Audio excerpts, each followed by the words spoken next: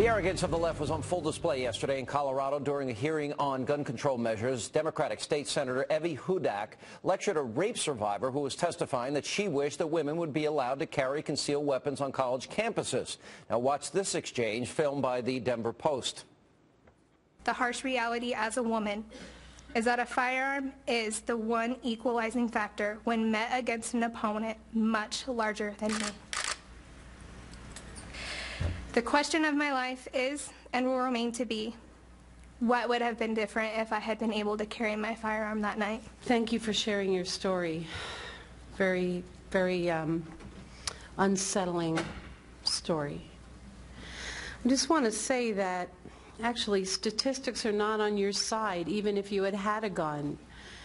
You said that you were a martial arts student and yet, person experienced in Taekwondo, and yet because this individual was so large, was able to overcome you even with your skills. And chances are that if you had had a gun, then he would have been able to get that from you and possibly use it against you. I mean, the Colorado Coalition Against Gun Violence says that for every one woman who used a handgun to kill someone in self-defense, 83 were murdered by them. And that statistic has been debunked, by the way. Joining me now with reaction, Democratic strategist Zerlina Maxwell, senior fellow at the Independent Women's Forum, Gail Trotter. This really angers me. She wasn't there. She doesn't know what this young girl went through. This young girl is saying, if I had my gun, which I've been trained to use, I could have defended myself. She doesn't know any better. What's wrong with these people in Colorado? Well, her comments are insulting and absurd because she's trying to take away someone else's personal choice. The Second Amendment, the statistics show that the Second Amendment affects women mostly because it has a disproportionate impact. But you know what? This is not the first time, Zerlina, and we were talking about it beforehand, about what women have been recommended that they use whistles and pens, that they fake faint, urinate, puke on people, the most idiotic things that have been said by these arrogant, ignorant politicians out there. Well, I think that the entire conversation is wrong. I don't want anybody to be telling women anything. I don't want men to be telling me what to wear, how to act, not to drink. And I don't, honestly, want you to tell me that I needed a gun in order to prevent my rape. And in my case, don't tell me if I had only had a gun, I wouldn't have been raped, because that's still putting it on me to prevent the rape. You have written about this. I have, yes. That this happened to you. Yes. And I was attacked by someone I knew. So you're required, what you're saying works out in reality, not in a theoretical scenario. You're requiring that I shoot someone that I know. No, I'm not. That is not the reality. Two-thirds of women are attacked by someone they know. Nobody is requiring that you do it. I have carried a weapon my entire adult life, and I've had license to carry in the five recent states that I've lived in. And I am trained. I'm a marksman in the use of a pistol. I have been since I'm 11 years old. I've been a good shot.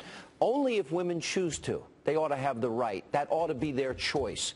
And if you choose not to, I fully respect that. I would urge you to bring every woman to have some way to defend themselves. And every year there are 2.5 million defensive uses of guns. Right. Every year. And the people who've done these studies, Gary Kleck, he's a lifelong Democrat. He's a member of the ACLU. So this is a legitimate study that shows that people use guns to defend themselves. And this is what they're denying women. They're telling them to use a ballpoint pen. A ballpoint pen? That's ridiculous as well, but I don't think that we should be telling women anything. I think we should be telling men not to rape women and start the conversation there. Well, criminals are not going to listen to that. No, so I agree with you. We're not. I mean, yes, men are committing a crime, but many of the men that commit rape are people that you know. But no man should do that to anybody. You're talking about it as if there's some faceless, nameless criminal, when a lot of times it's someone that you know and trust. Well, I'm saying that women need to know that these situations arise, and we've got to. Evil exists in the world. Yes, but evil exists. We can prevent rape by telling men not to commit it. They're not going to. Criminals will not listen. No, we're not talking about criminals. We're talking about a cultural. I want women to be able to protect themselves. Don't you?